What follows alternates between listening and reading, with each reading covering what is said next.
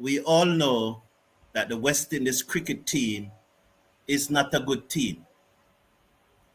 However, we cannot resign ourselves to a perpetual state of defeat. We must push, and we must make those incremental improvements. As someone who is highly critical of West Indies performances over the last 4 years, I hope that somewhere, somehow, I will do something or say one thing, just one thing that will resonate with the West Indies cricket team and the players and the hierarchy, and that will cause a paradigm shift in their performances. Since Darren Sammy took over this team in May 2023, we have played 24 matches, won 10, lost 12, and there was one tie. Now today in our watch along, there was a live poll, over 300 respondents. 51% of those people believe that Darren Sammy had improved this team. Well, when he took over, we were in 10th position on the one-day chart. Now we are in 9th. So technically, he has improved the team. Hello, everyone, and welcome to the #1 cricket channel in the Caribbean. This evening, we have a very big team. As usual, we have Andre Douglas with us, coming to us from New York. And over there in South Florida, the president of the South Florida Cricket League and the host of Massive Hit Cricket TV. We also have Mr. Wollaston, who is the assistant coach of the Clarendon College cricket team, and a cricket enthusiast, Clean Meeks, who I met last week at the National Water Commission. Good evening, gentlemen, and welcome to the show. Good evening, everyone. Yeah, good evening. Good evening. Good evening, gentlemen. Good evening to all the viewers out there on the Cricket Forum and also the viewers on Massive Hit Cricket. Tonight's going to be a good one. Yes. Yeah, hello to hello Carter and Roger and the Massive Hit community. Welcome to Mr. Wollaston and Mr. Meek. Glad to have you here. Yeah, it's a pleasure to be here. All over the world. Yes. So, gentlemen, we are here this evening. When Shai Hope was appointed captain of the West Indies cricket team, the T20 team, Darren Sammy said, Shai Hope appointments signal a progressive shift for West Indies cricket. Given his success with the 50-over team in the last 18 months, and that success, we have played 18 matches during that time, and we have won 7 out of those 18. As the team continues to evolve, Hope blends instinctive decision-making with analytical precision, using in-depth match data and player performance insight to shape strategy. Shai is a strong believer in team performance, and his meticulous preparation, coupled with his calm and composed demeanor under pressure, makes him an ideal leader at this stage. Starting with you, Andre, did you see in the match today these attributes and characteristics coming out of Shai Hope? Not at all. Not at all. I was most upset with the way Shai Hope led his men on the field today. I thought that the captaincy lacked imagination, and it was too regimental to me. It's as if he got a particular script and he stuck to the script irrespective of the game situation. So I was most upset with the way Shai maneuvered his bowlers, the way he set his feet sometimes. It was just poor to me. I gave Shai Hope, I didn't see any of those traits coming in that you just highlighted. So I was most displeased with the sort of captaincy displayed by Shai Hope today. Thank you very much, Andre. Your opinions on his leadership today, Roger? All right, listen. The analytical precision part of it, you know, obviously Shai Hope might have followed the script. He might have followed the handbook or the cheat book that Darren Sammy provided. The instinctive part of it, however, maybe it was a bit lacking. Here's what I'm going to say though. A lot of people are obviously Shai Hope is getting a lot of beating for his captaincy today, and I agree. There's a lot that Shai Hope could have done different. Could he have brought back Alzari earlier to break the partnership? Yes, he could have, but Alzari had already bowled 7 overs, right? Um, so I think the bigger problem here in a Carlton is in the boardroom. The team that is being selected, which obviously Shai Hope is a part of that. I don't necessarily think Shai Hope have the tools at his disposal in terms of wicket taking options. At times in the game when Shai Hope might need wickets, he really has one option to turn to, and that is Alzari Joseph. How many overs can Alzari really bowl? Not many. I wasn't overly impressed with Shai Hope, but again, I also believe that he needs more tools at his disposal to work with. Western has had many chances to win this game while batting, while in the field, and I think not just Shai Hope, but the guys on the team, because they have to take responsibility as well for their performances, for their thought process. Virat Kohli did an interview recently, and he said, once you get to the international level, nobody's going to tell you how to bat. Nobody's going to tell you when you need to play more aggressive, when you need to hit the ball on the ground, when you need to do something different. So the expectation that Shai Hope should tell Matthew Ford not to play a stupid shot, I don't believe that should be on Shai Hope. But his work on the field left a lot to be desired, in my opinion. I don't necessarily agree with everything you said, but that's for another time, probably later in the show. Let's hear what Wollaston take on Shai Hope captaincy today. All right, I strongly believe that as a captain, you're gonna come under the microscope whether decisions are made your way or they eventually go the opposition way. Because remember, as a leader, you expect other persons to carry out the rules that you give them, and once that those rules are not carried out, you're gonna be under the microscope of poor decision making. And I strongly believe that if the team itself did what they had to do collectively, it would be a different turnaround for West Indies, and not just blaming everything on Shai.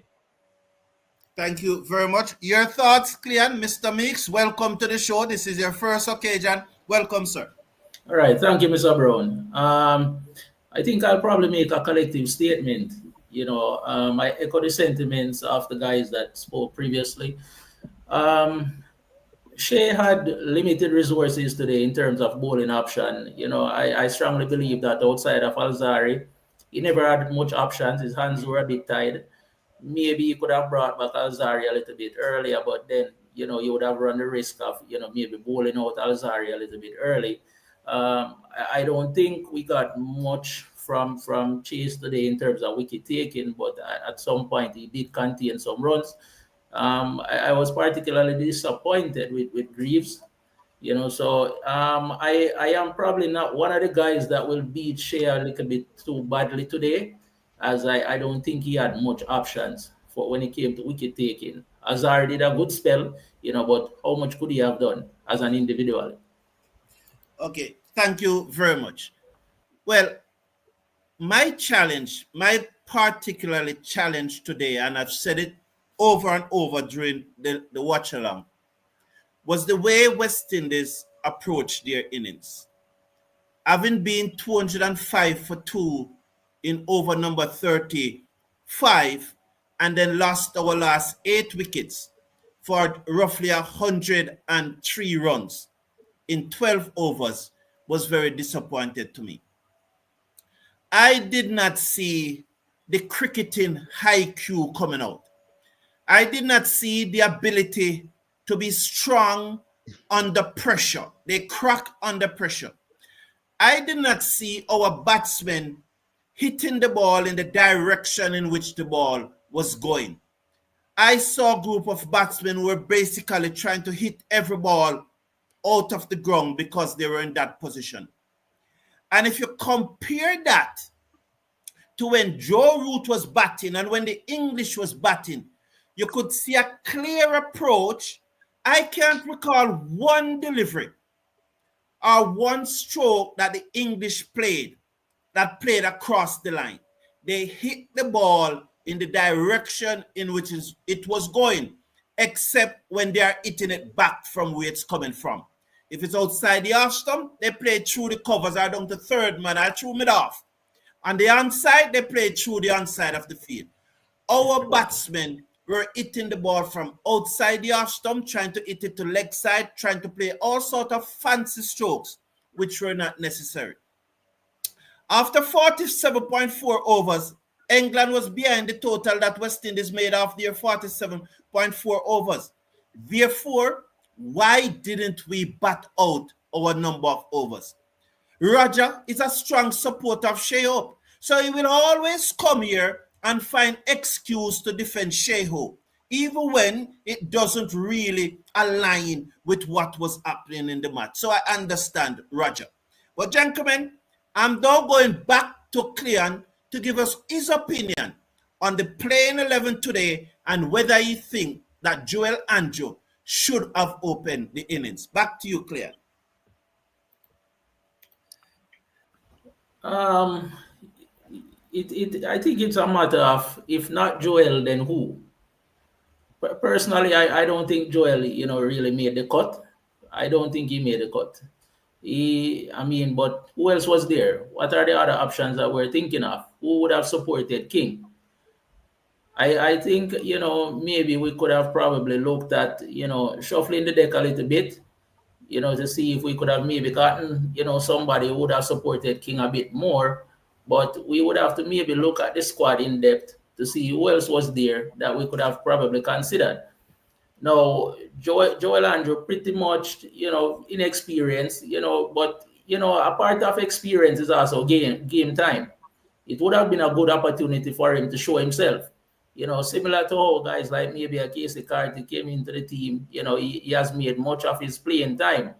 But after the performance, this tour, I don't see Joel Andrew going forward as a suitable option any at all. Thank you very much. Your thought, Wollaston, did West Indies pick the right playing 11? And was it that, do you agree with the decision for Joel Andrew to open? All right, to say that how crucial the game was, knowing that it's a 3-match series and West Indies winning this one would the third one would be all to play for. And I never thought Joel was needed up top, right? And he lacked experience and we wanted somebody to partner with King to set the platform.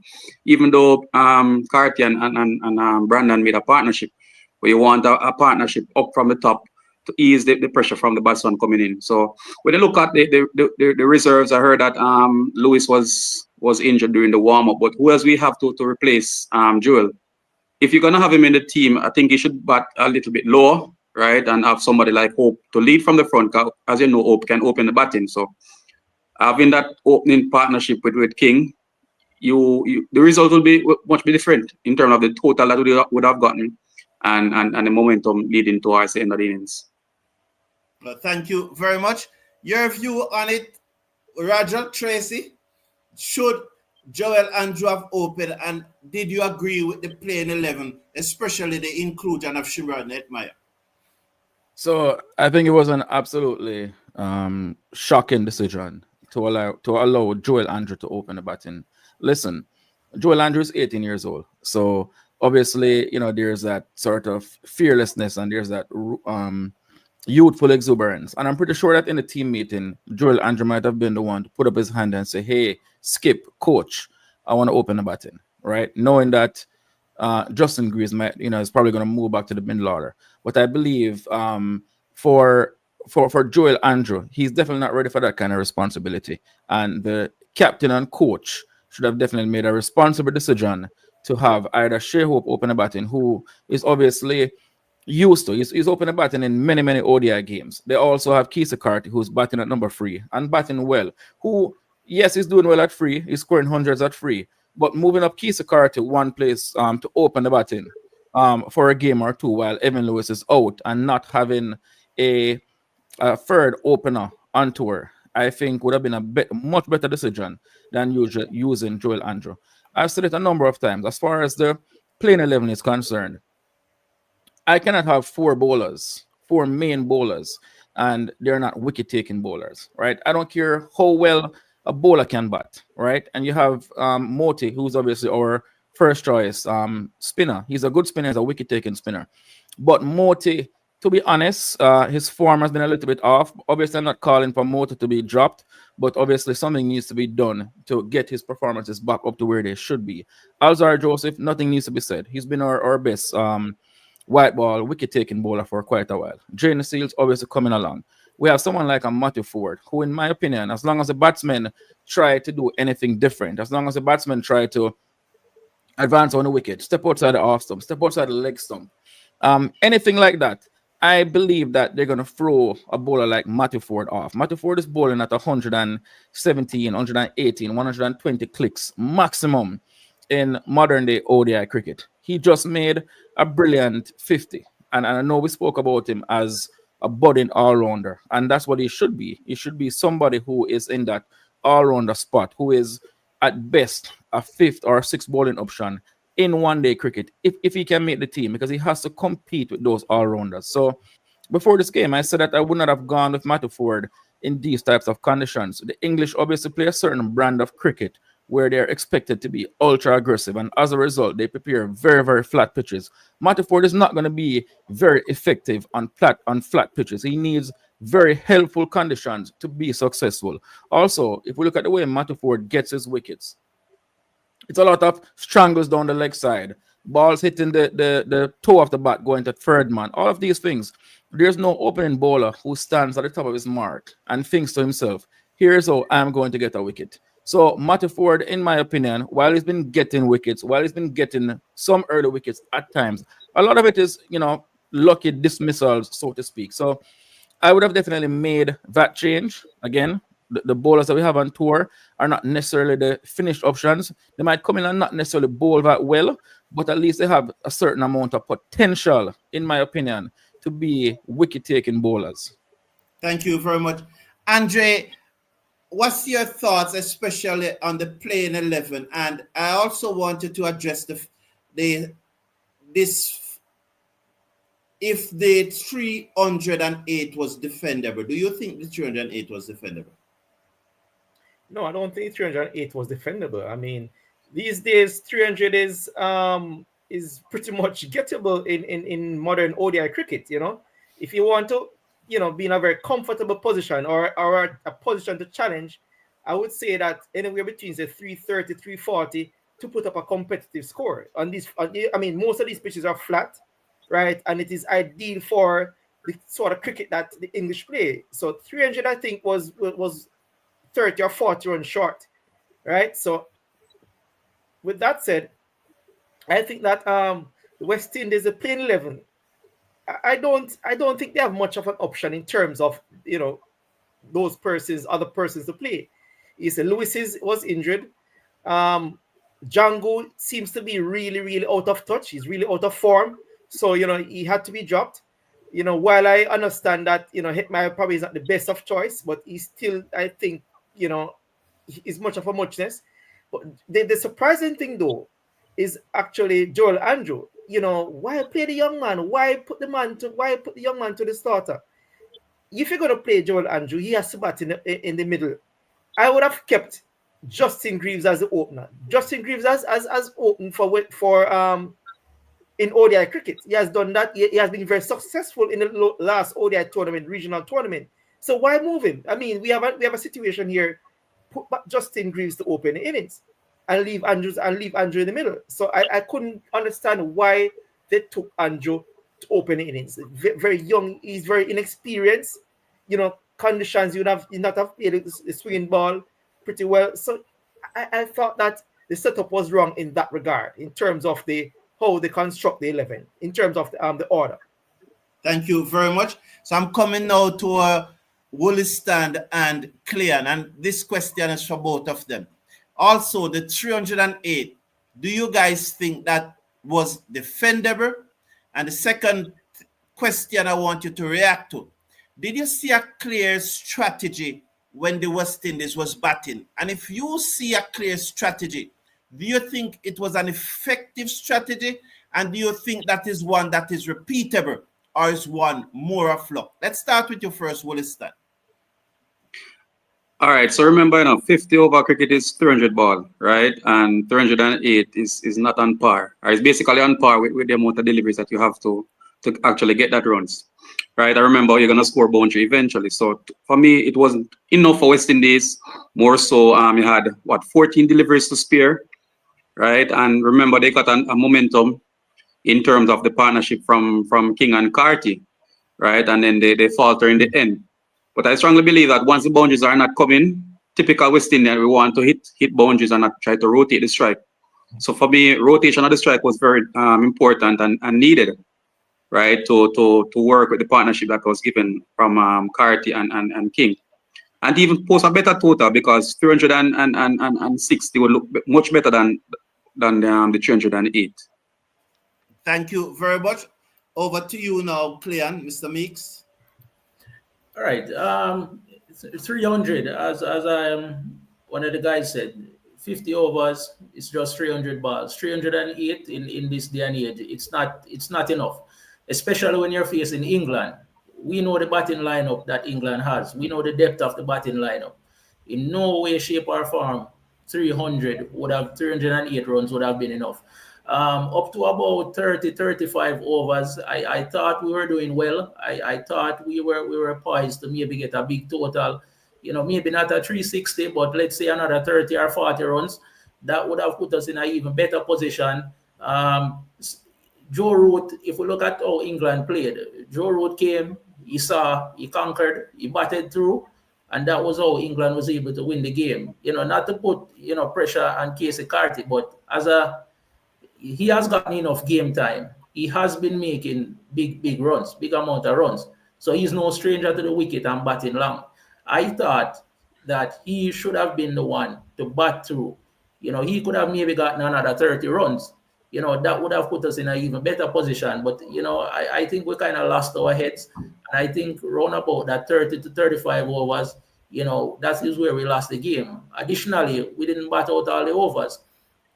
I mean, if we're going to get big totals, especially against teams like England, which has, very good batting depth, we need to be batting 50 overs. And if we're even not batting 50 overs, we need to be capitalizing and batting through, especially where batsmen get good starts. Thank you very much. Roger, I'm coming to you now. When you look at this West Indies team, Roger, and I'm speaking about cricket IQ. I'm not talking about the person's general disposition. I'm talking about cricket IQ. And I'm talking about cricket resilience, psychological resilience, mental toughness, shoulders not dropping but remaining square, and the chest pushed out, and the arm and the elbow cocked off, and the head up. Are you getting this from this rest in this team? Are you seeing the psychological resilience in this team? Are they demonstrating that they have a high cricketing IQ to you, Roger? Quite sadly, they don't have it. A lot of them don't have it. And you can tell. This was a game of missed opportunities overall. There were many points in this game where the West Indies could have taken the advantage. The Aussies, guys, they like to talk about mental disintegration. They like to puff their chest out and let the opposition know, I'm here. I own this pitch, right? I'm going to step on your neck, right? If I have you down, I'm going to keep you down. The West Indies team don't necessarily have that. These guys have talent, but they're a little bit meek. If you look at Kacy Carty, and again, the guy made 100, right? So, not that we want to beat Kacy Carty too much, but you get to 100, you're well set. England, at that point, nobody can bowl to you. And you get to 100, and look at the way he got out. He gave us wicket away. Shai Hope was there. You could tell Shai Hope obviously had some issues getting away the ball, but he was trying. You could see the intent. And obviously, West Indies wanted to bat deepish. For me, I'm not necessarily saying we should have gotten 360 or 370, but I think if we got anywhere around 335 to 340, that would have been a total that was defendable. The West Indies, in terms of the way they played and the smarts or lack of smarts, You could see it. Look at the way Shimron Hitmeyer got out. A regulation leg break. He just played on the wrong line. What was he thinking? Was Shimron Hitmeyer just thinking, let me just play this over? I'm not sure what he was thinking. And then you look at Matthew Ford. Matthew Ford made 50 in 16 balls a couple of games ago in Ireland. And suddenly it's gotten to his head. Matthew Ford now believes that every ball should be hit for a 6. So a ball, a bounce outside the off stump, rising, where he just played some sort of a flat bat. I'm not even sure what you call that shot. But to me, that is stupid cricket, right? You're essentially at that point not using your head. You're not playing the percentages. Maybe he's looking for an IPL contract. Thank you very much, Raja. Andre, over to you on the issue of mental resilience and IQ, cricket IQ. Yeah. In terms of the cricket IQ, I think that is something, a component which has been missing for a lot of these West Indian cricketers. They just don't seem to display the mental toughness and the sort of IQ that is really needed to really be successful at this level. And I think that is something that needs to be addressed, and it's a big problem. I mean, we have gotten into great position over the years, but because we lack the sort of mental toughness, because we lack the IQ which is needed, we seem to we find ourselves in, when we find ourselves in winning position, we eventually lose because we do not have the sort of cricket intelligence that is needed to push us over the edge. Thank you very much. Coming to you now first, Cleon.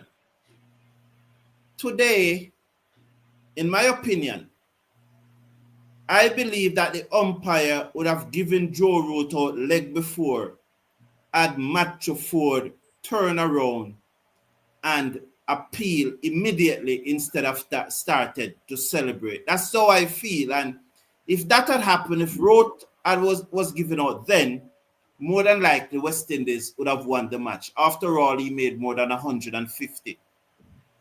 How do you tie in Matthew Ford that turning around and appeal?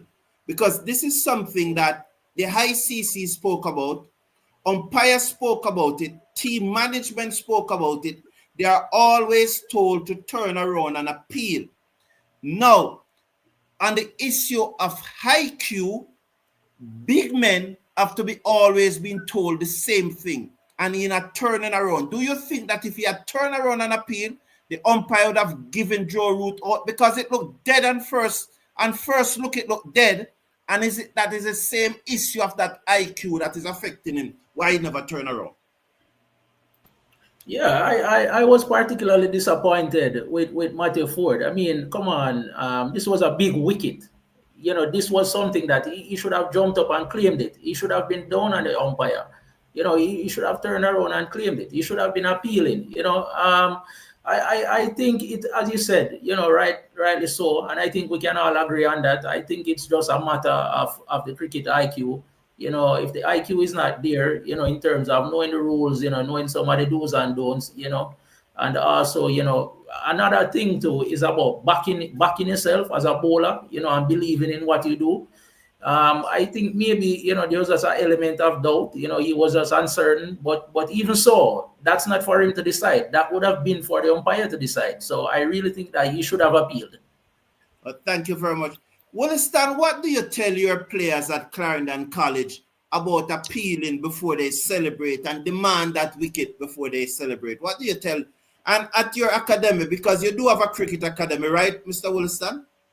Yes, I do. All right, so that's another fundamental, right? And my players, we teach them the basic, right? And if you can't do the basic, imagine going to the level of being a pro. And what Matthew Ford did was just something that was not called for. And if he had turned around, that game would have been something totally different. But you can't teach these sort of things to grown adults, right? And that's another click in the brain to say, all right, something went wrong there, and under pressure, he never made a smart decision in turning around, right? So there and then, this decision was what it is, or what it was. Thank you very much. Raja, very quickly, yes or no? Looking at that delivery, right away, right then, did you, at first impression, thought it was dead? I thought it was dead. And do you think that it is because he never turned around why the umpire never gave it? Not only are these guys, not only was it stupid, it was also unprofessional. If these guys don't understand by now that these umpires are human beings, and these umpires want to feel as if they're in charge, okay? They don't want you to disrespect them on the field. And for you to do that, for you to just run down and celebrate and not pay attention to the umpire, it's disrespectful. And the umpires, they're going to teach you a lesson. They're going to say, okay, you know, since you want to do that, they're going to go against you. More times or not, these guys are humans, and you have to take into consideration the human element. Okay. This one is for Andre, and after Andre, Cleon. Ryan Gittins in the live chat is saying 308 was defendable. Hope had some questionable decisions with how he uses best bowlers, and he bowled a few guys a over or two too many. Apart from that, someone is saying that Shai Hope is not the captain, but is Darren Sammy captain in the team. Do you agree with that? So I want you to address both issues here. Is it that Darren Sammy is really captain in the team, and do you agree with Ryan Gittins? Andre, you first, then Clear. No, I thought we were around 30 or 40 runs short, to be honest. So having said that, though, I thought that the captaincy could have been a little bit more imaginative, because I thought that Joseph came on at probably 5 or 6 overs too late. I mean, we know that we're under pressure, but you have to give yourself the best chance of winning. When England were, say, 80 to 90 runs, you know, away from victory, that is the time that you could have gambled and take back take back Joseph into the attack, because a wicket there probably would have changed things. You're not saying that would have won, because nothing is guaranteed, but at least you must show that you understand the game. Show that it's not about this sort of rigidity about Shai Hope or something that, you know, it's everything he has to do it on paper. I'm not sure whether or not he's getting instructions from Sammy. You know, that's a different. I'm not sure about that. But I just thought that the captaincy lacked imagination in terms of that middle part of the game, where we could have put some pressure on in terms of Jacks and in terms of Joe Root at that time. So Shai Hope must take some blame, and I really fought him for the lack of imagination. So although 308, I thought we're 30 or 40 runs short, but the captaincy lacked imagination. I thought, well, you know, things could have been different if it was more imaginative. Thank you very much. Cleon, is Glitton right that 308 was defendable? And is Shai Hope the captain, or is it really Darren Sammy? All right, agreeing with Andre versus England, a world-class team with a very deep batting lineup. I think we're 30 or 40 runs short.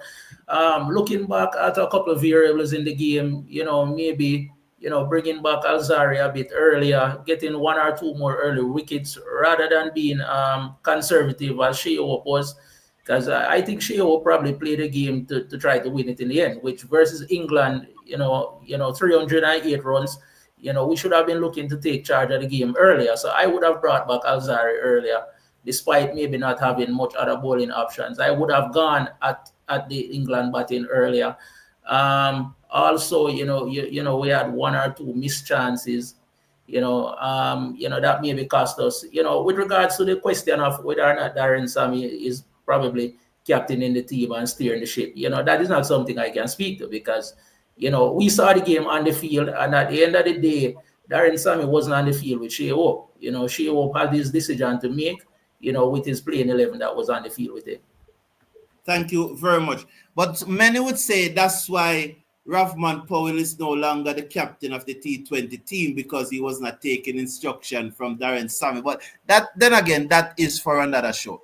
Wollaston, Gerald Music is saying that the captain is the best opener we have. I know he does not want to open, but with Evan injured, he should have done so for the team in that specific instant. I think that was selfish. Do you agree, Wollaston? And I want to hear Roger on this one too. Do you agree what Shai Hope was selfish not to open? Yeah, definitely. Remember, I spoke about setting a platform, and Shai would have been used to this condition before. Remember, a couple of years back, he would have made back-to-back 100, right? He would have known the condition fairly well and remember how crucial this game was, right? So again, not sure if it was his decision or the coach's decision to bat where he did, but I think he should have taken up the initiative upon himself to lead from the front and make the best opportunity and give us a good start, right? Rather than to actually sacrifice Andrew right there, because Andrew had faced 4 deliveries and we were basically, Carty was basically opening the batting, right? So it was a selfish decision, whether from the coach perspective or the captain perspective, for him to bat where he did. Thank you. Roger, your thought? As I said earlier, I definitely believe that Shai Hope was one of the better options to open a batting today. Again, this is not a sort of long-term solution going forward. You're looking to fill a gap while Evan Lewis is out. And as captain, Shai Hope should have stood up and said, I will do it. And again, if not Shai Hope, obviously I mentioned Kacy Carty being the other option because he's the number 3. Whether or not Shai Hope is selfish or not for not making that decision, I don't know what's the reason. I know Shai Hope wants to bat at 4, right? He believes it's better for the team when he bats at 4. I'm not sure if he, if he felt, today was a day that, he could open and it would be beneficial to the team if Shai Hope would say, I'm not going to open the batting because 4 is my position. I'm not sure if he would have said that, but if he did, obviously it would have been selfish. But again, I'm not sure what the circumstances were with him remaining at 4, although I know his preference is to bat at number 4. But should he have opened? Absolutely. Thank you. Andre, this one is a very sensitive, so I'm asking you to deal with it carefully, but I still want you to address it because it could be a problem, a challenge that we have in the Caribbean. Because Mr. Casanova is saying that, he's asking the question, how many of our players have a strong father or father figure in their life? The lack of mental toughness shows our players don't have a father figure or a male mentor to teach them mental toughness. I want to hear you address this, Andre, and I also want to hear Cleon address it. Very, very interesting. Let me put it on the screen here so that you can, yes. I mean, for players of a strong figure.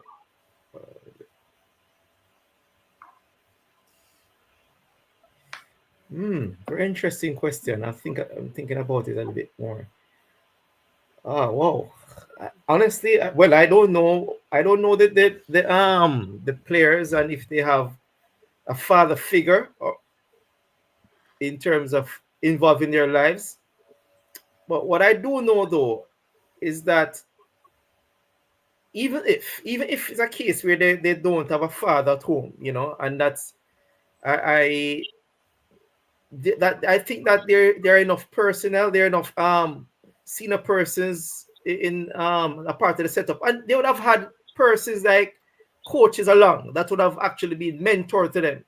So I wouldn't want to subscribe not having a father figure at home being the result of them not being mentally tough. Because what I do know that oftentimes coaches, managers of different, whether it's school team or club team, I know in the West Indies setup that those persons would play this mentorship role in terms of a father figure.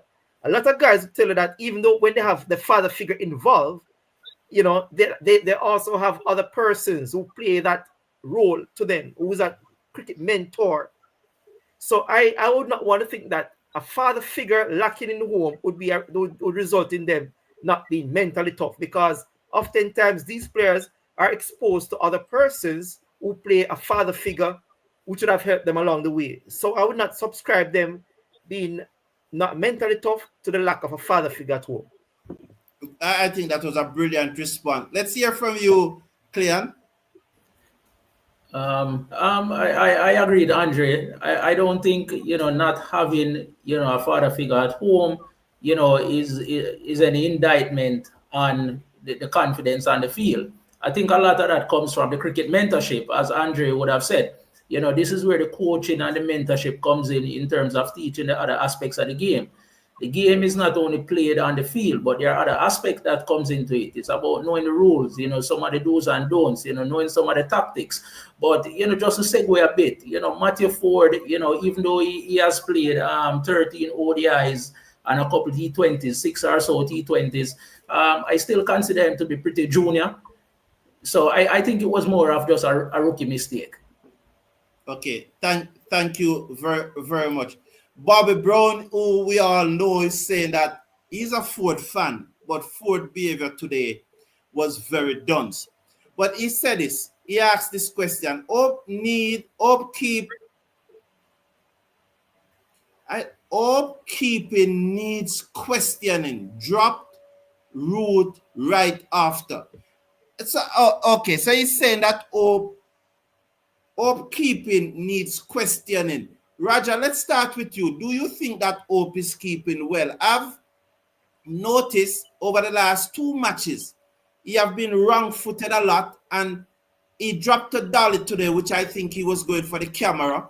There was another ball that flew high to his right.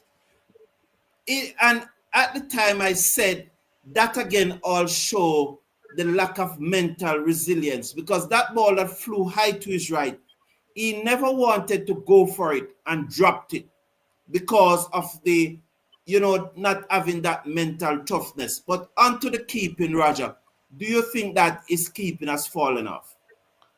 I wouldn't say so. I mean, Shai Hope has played a lot of one-day internationals. He's played 138 one-day internationals, and he's kept in most of these games. And generally, obviously, again, he's made a couple of blunders. Today, that was a dolly. And he's made a couple of blunders the last couple of games. But Shai Hope has a large enough sample size of over 100 games keeping wickets for the West Indies, where he has been pretty good. I think he is better than a makeshift or part-time keeper. As a matter of fact, he's kept in first-class cricket. And I'm sure he's being considered as a wicket keeper for Test cricket as well. And you wouldn't do that, with someone who is not a good wicket keeper. So I think Shai Hope is a very, very competent wicket keeper. May not be considered, as one of the best in the world, but he's pretty good. He's made a couple of errors, and I'm just going to put that down to him just having a bad, last few, let's say, couple of games. But overall, I think he's a good wicket keeper. Coach, what is it that Shai Hope not doing as a wicket keeper? Why his game has fallen off over the last few games, as Roger just said? All right. So again, he's human as we all are, right? I think I'm not sure what's the issue, right? And mental toughness. Remember, it boils back down to preparation, reflection, right? So if you would have done something bad or poorly in the game before, whether through practice or self-reflection, you want to correct that, right? And as Roger said, probably he's just had a bad day there and then, and job chances would have cost us the game, right? If we would have taken those chances, right, early up, it would be a different game. Maybe the game would have been leveled, right? But again, just a poor day for Shai, right? And as the professionals they are, I think through practice, as I said before, try to learn from your mistakes, right? Get some more practice in, right? The more reps can be better, and just reflect on your game. And for the outcome will be much better next time you play. Thank you very much, Mr. Wollaston. I want to hear all four of you on this. I will start with Andre, then I will go to Clear, and then Wollaston, and I want to hear Roger. I want Roger to address this, the last person to address this.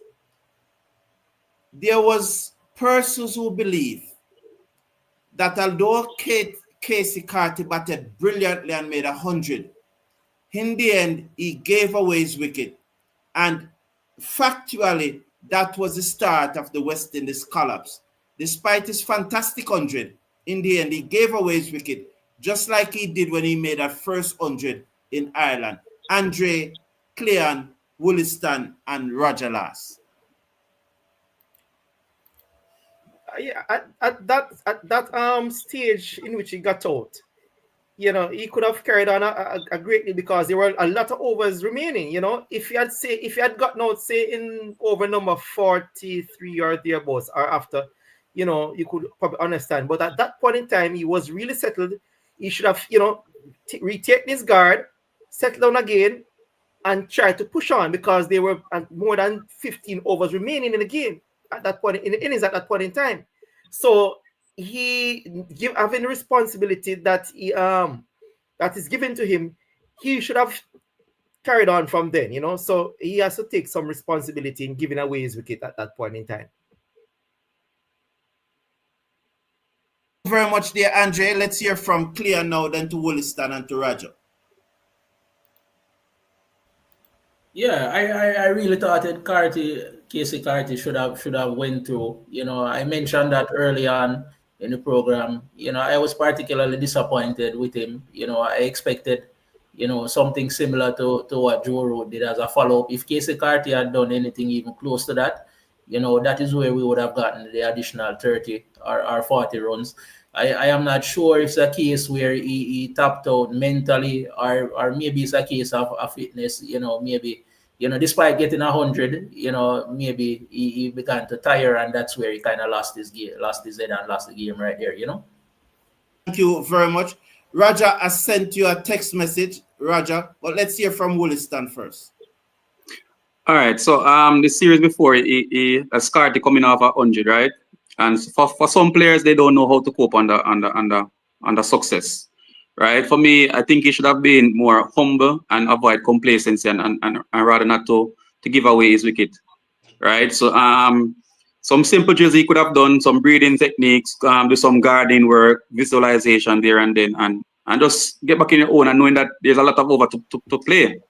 Right, because remember, if you bat out the innings, it's going to be easier for you. And I don't know if it's muscle fatigue or the overall fatigue got the better of him.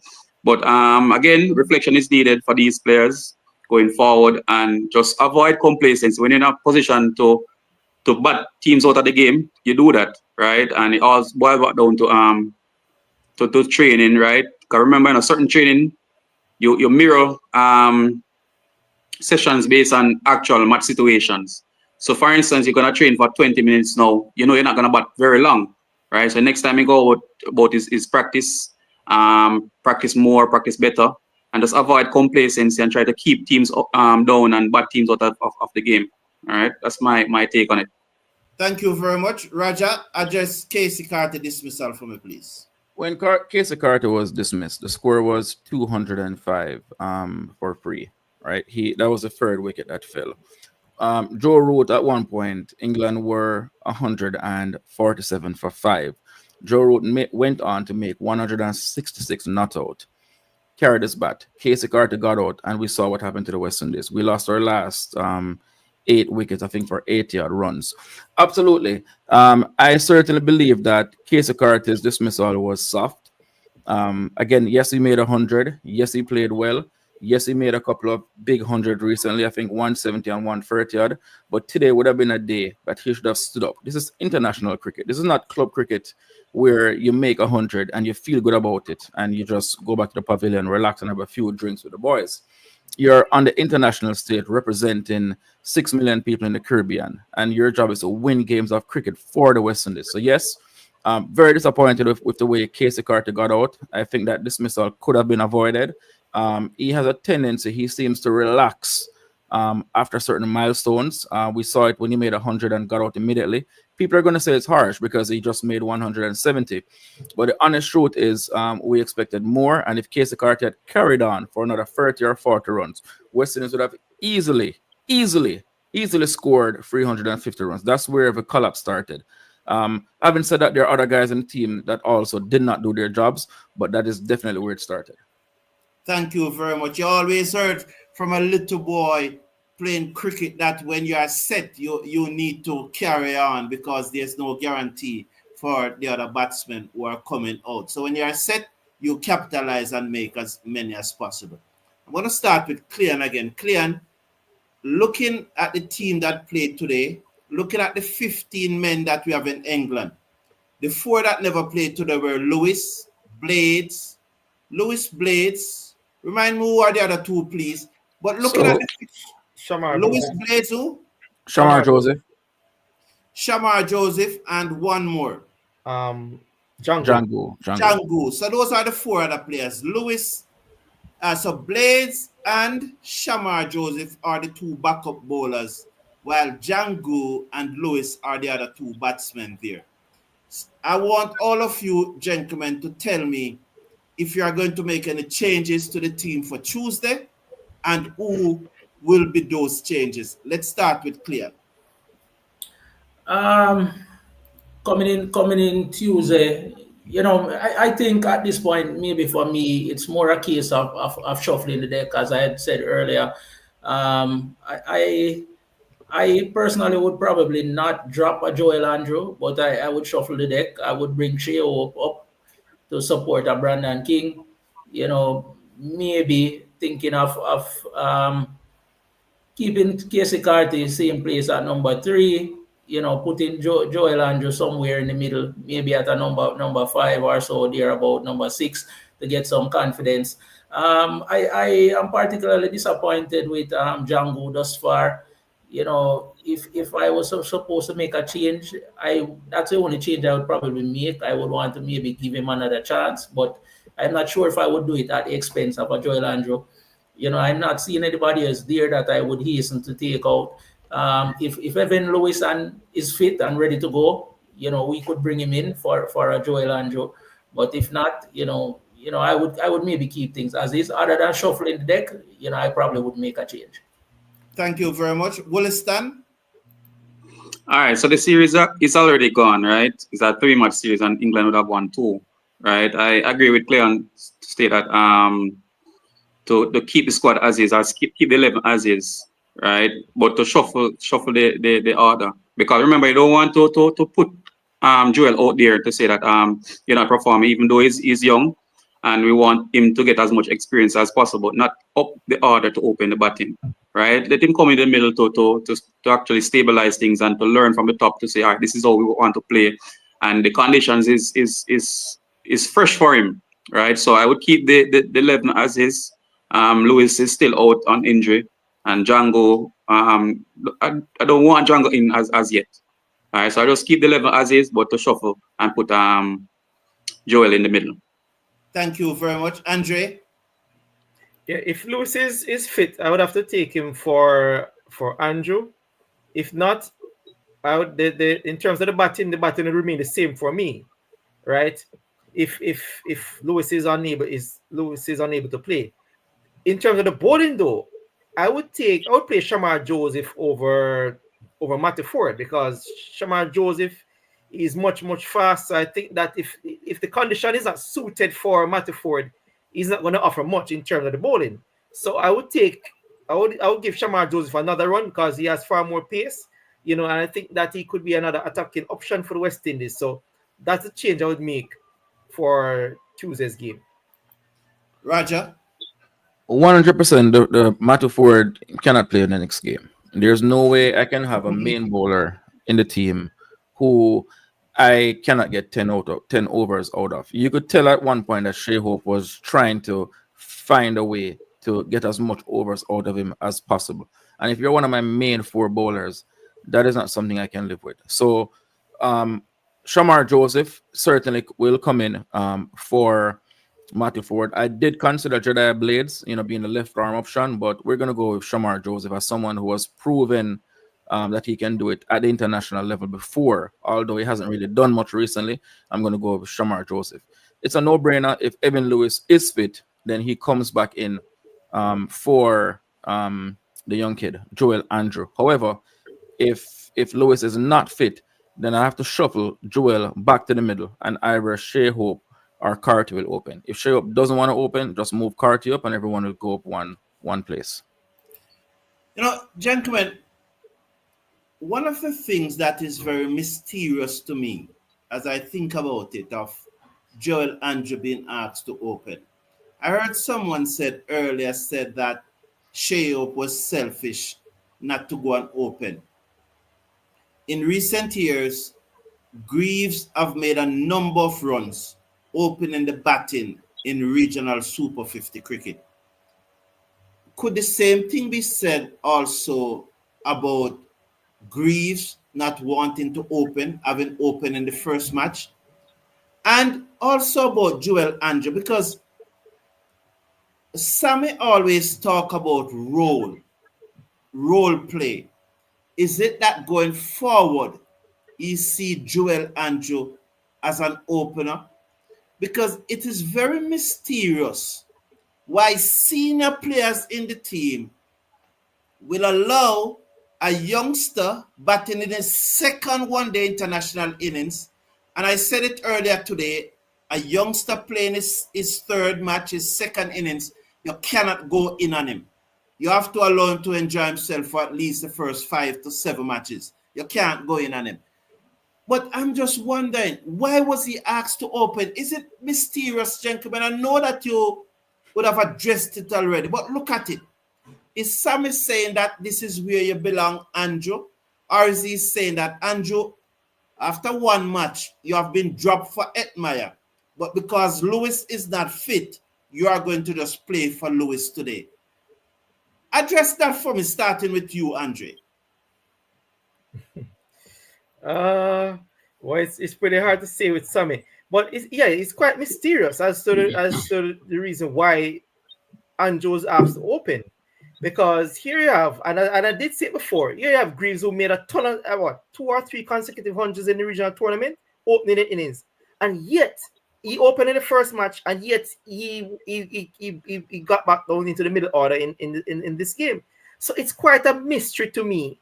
And it's just not, I don't see the logic. I don't see that there's no logic to me as to the reason why they send the young man to open. It's just mysterious. Raja, is Greaves not only selfish, but is he running? And I'm asking a question here. I'm not implying anything. Is he running from the opening position, Raja? I don't think it's good enough.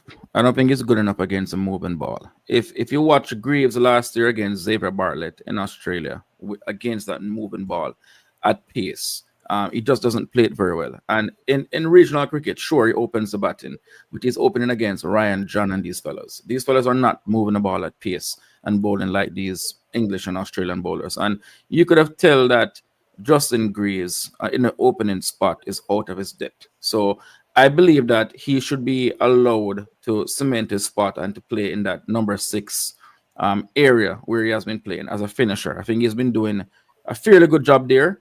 And since Sammy has defined that these guys are going to have roles and there is role clarity, have him get used to that role, especially with him being a new player.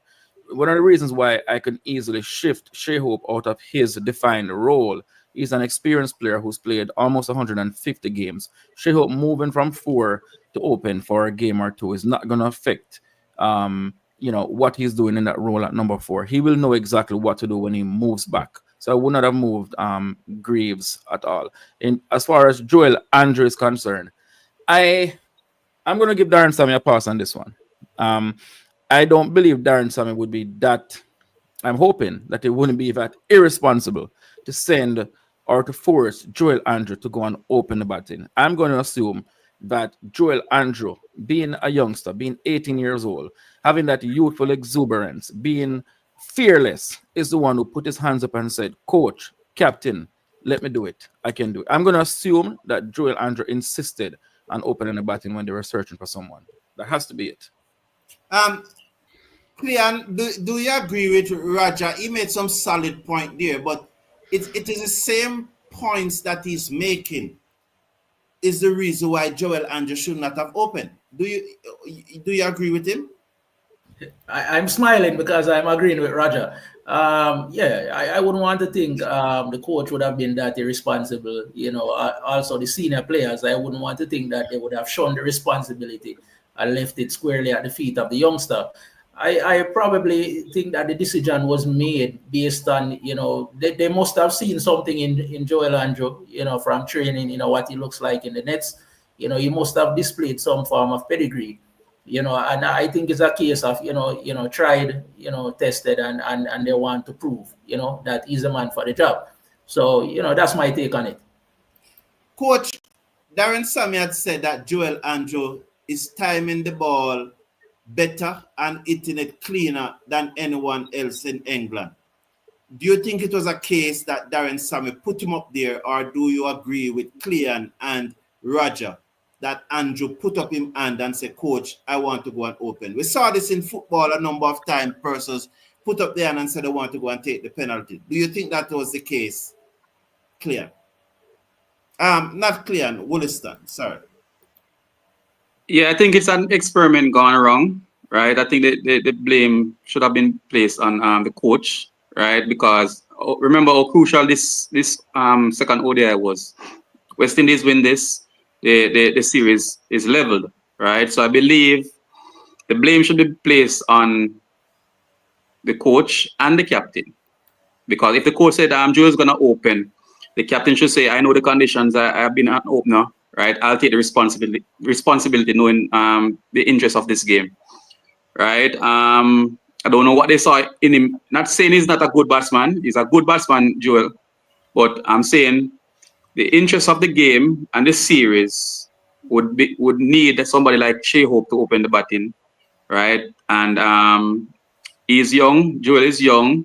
And we don't want to throw him out of the squad. Keep him around the guys, but not to open the batting, right? Because the condition for him is the first time playing in England and his second ODI, so the condition is not suiting him as how he want it to be. Thank you very much. John P. Nicol, John Campbell made 33 today in the A match versus South Africa. Mr. Casanova is saying that Carty is performing at his best at number 3.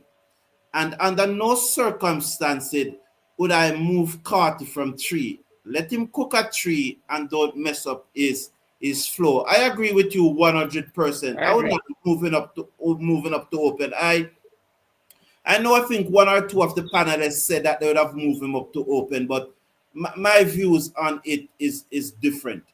Now, yes, Lucky Peter is saying that we should have posted a total above 350.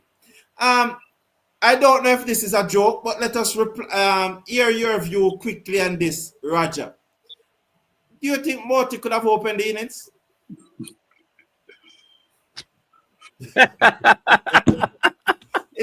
Is that me, Cesar? No, see, there's that me, Cesar. I can't even respond to that. Move on. Is that me? I can't respond to that, man.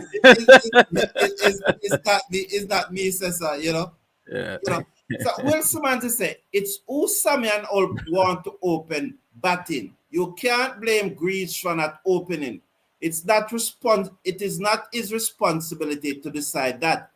You can say it about Hope because he's a captain, but that's a very good point here that Will Simmons is making, for us to be here saying that Joel Andrew put up in his hands. If Sammy said to Greaves, you are opening it, do you think that Greaves can tell Sammy no? Anyone of you want to take that? No, man, there's no way. No. Those guys are scared of Sammy, especially the young guys. And they wouldn't say no. There's no way they're gonna say no. They're looking for opportunities going forward. It's not so Will Simmons is right then that is really who Sammy want to open. Well, it's an experiment. Well, again, I feel Sammy and Captain Hope. Yeah, I feel the young to put his hands up. Yeah, I feel like they want Greaves. They really want Greaves to go back to 6 because they looked at him and realized that he's not going to cut it opening. And they realize he's making runs. He's doing okay at 6 or 7. And they want to get that production out of him. And putting Greaves up to open is like a sacrifice. And if the youngster, who they haven't necessarily seen bat much at 5 or 6, it's not like he's had success at 5 or 6. He's playing in his second innings. So he wanted to open, I'm going to assume, and they allowed him to do it. This is resurfacing again. And I'm wondering if I should read it or not. I am debating, but let's read it. It said, Darren Sammy is not qualified for the position to which he has ascended.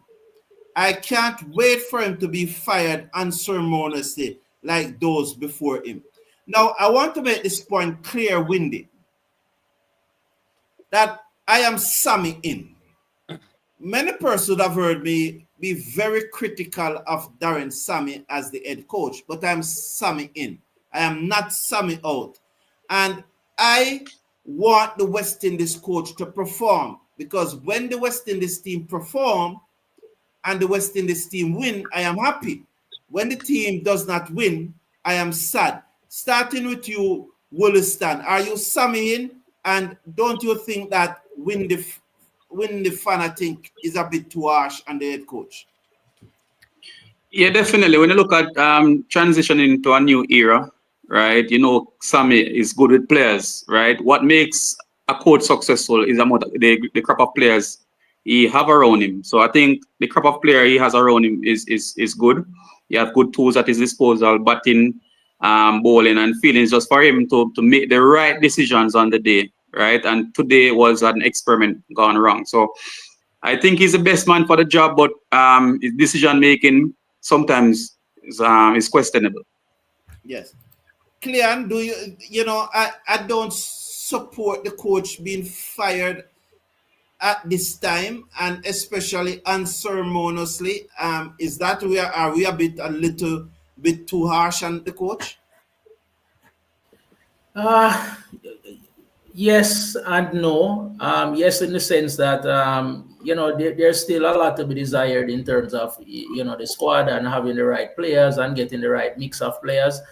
And no, we're not harsh in the sense that this is international cricket, and we need to be performing at the highest level. And we need experienced people to lead from the front. So we could possibly be looking at a better option. Okay, thank you very much. Raja, what's your thoughts? No, I think Sammy at this point is the right person for the job. I don't like the fact that they have given him absolute power as far as selection, deciding who's captain and doing all of that stuff. So I think that's a bit too much, and that's probably what's going to get him in trouble the more this goes on. But overall, I would say Sammy is the right person for the job. I wouldn't say he is unqualified or any of that stuff. I don't necessarily. I know when he was given a job, people had said he didn't have the required levels of certification.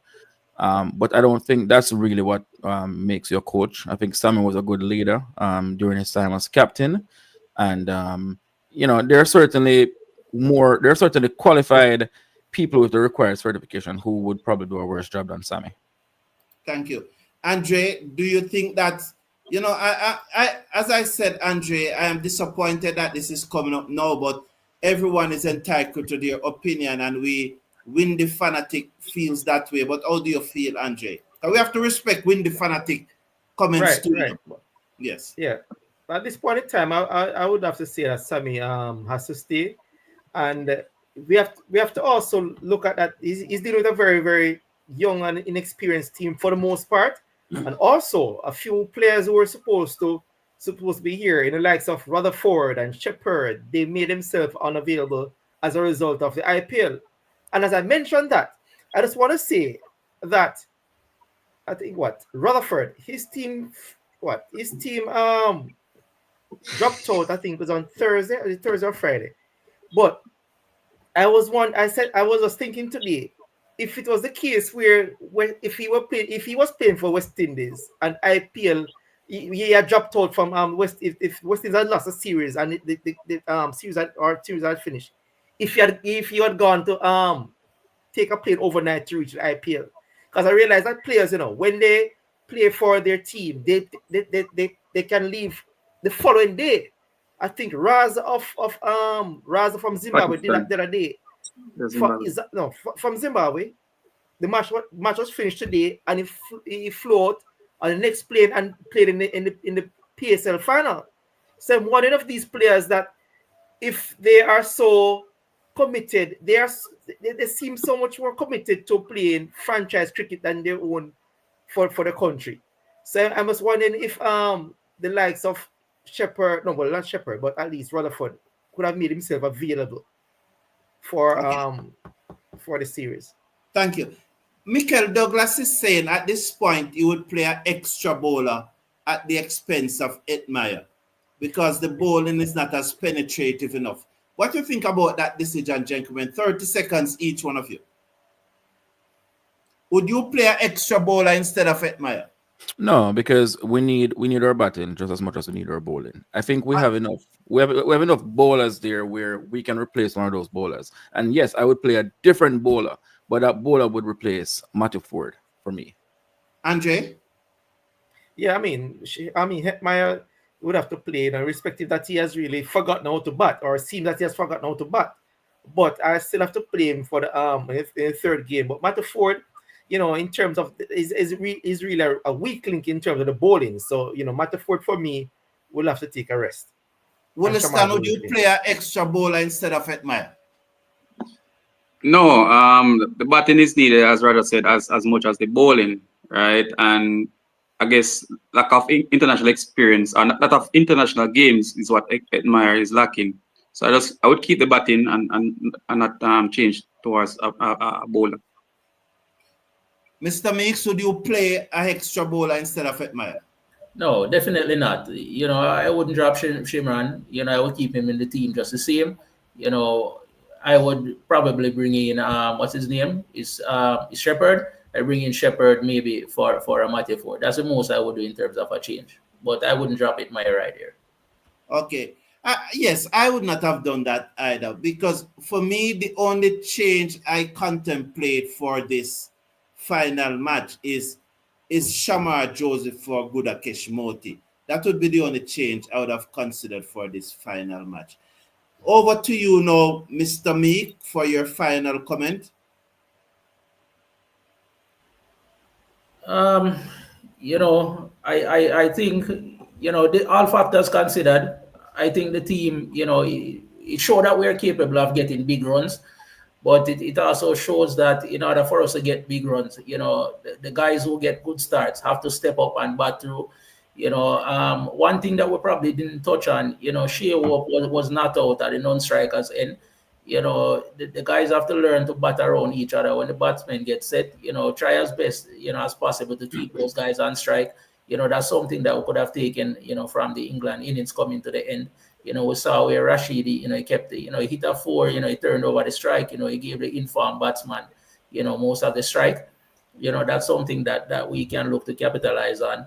The youngster, finally, Joel Andrew, I hope that they actually shuffle him, give him some playing time in the middle, have him, maybe face the spinners, not so much of a strike force bowling attack that we know England can be aggressive with at times. Give him some game time. I'm still not going to be too critical of him. I still want to see, what he's made of. We have not seen enough of him to judge him. Maybe another thing, maybe could give him some game time in the A team, just to bring him up to speed. The bowling, we're still struggling. Chase is trying his thing. I think Chase is playing as an all-rounder, not, just as a spinner.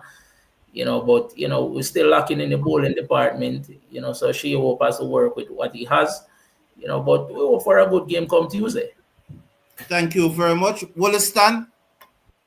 All right, I think the players need to be more penetrative, whether with the bat, ball, or in the field, right? Momentum with the bats and momentum with the ball, and remember, catches win matches. And if those aspects of the games are not covered, you're going to be in trouble, right?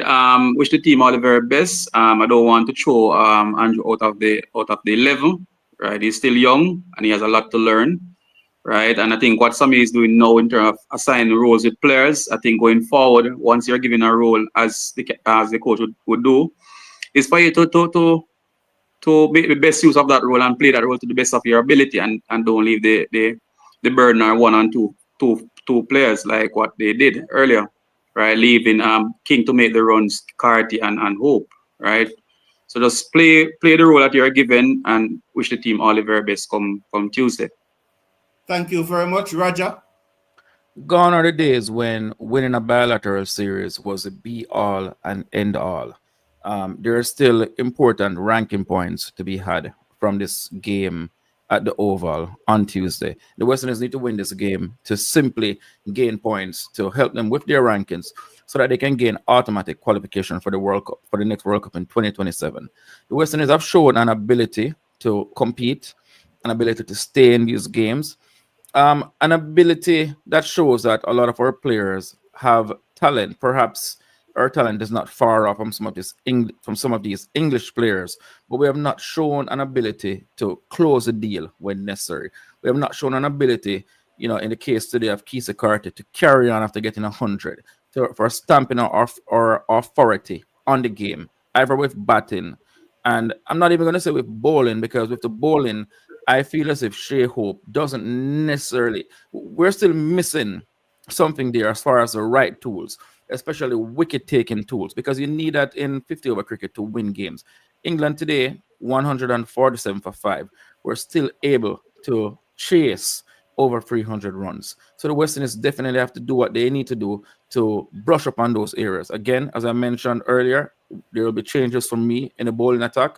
But even going forward, Sammy and his team will need to look for additional options to strengthen our bowler department. Thank you very much, Andre. Yeah, as Roger said, not only are we playing for valuable points, but you know, not only are we playing for pride, but we are also playing for valuable points. And it's important that we keep the intensity for not 40 or 45 overs, but for the entire 100 overs. You know, it's very, very important that the players, they play according to the role that is given to them, that they play accordingly, and also that Captain Shai Hope must not only stick to the, you know, a fundamental or a regimental sort of routine in terms of what is given to him, but be more imaginative, you know, far more imaginative in terms of his captaincy. You know, I thought that if we had seen more imagination in terms of that, I thought the game could have been a bit closer. But all in all, I think that if we improve on today's game, I think that we can come out victorious on Tuesday. Thank you very much, Andre. As we look at the poll, there was a live poll going on, and the live poll asked the question, do you think that it was the right tactical decision to open with Joel Anjo? And 80% of the respondents said no, it was not the right tactical decision. I thank you all for tuning in, and I thank my panel for joining me. Until then, take care of yourself, take care of your loved ones.